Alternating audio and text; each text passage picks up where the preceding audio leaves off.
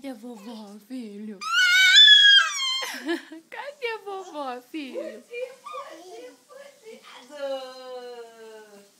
Mas ele vai rir aí, vai rir aí no armário. Mostra o armário pra ele. Ei, amor. Abraço na mamãe. Ah, delícia. Ali, Luca. Olha lá o armário da mamãe, olha lá. Ó, o que você vai fazer lá dentro do armário?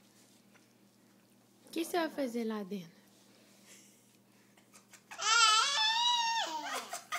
Ah, ele agora só quer abraçar a mamãe. Faz a macaquice com a vovó. Ah!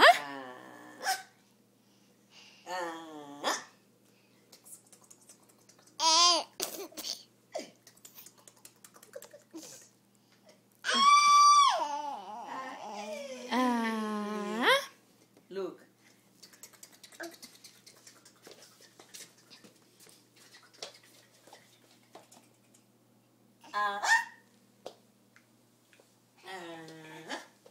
Ó. Onde você tá indo?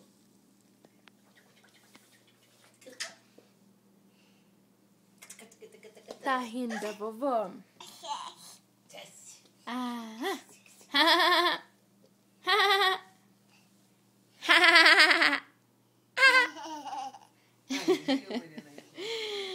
Cadê a risadinha falsa do neném?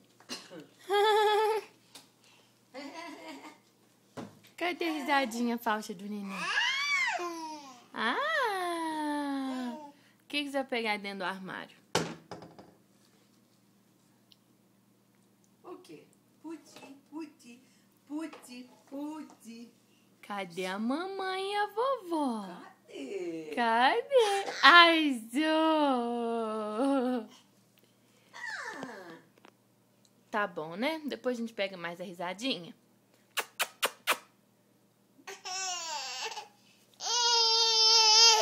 O que, filhinho?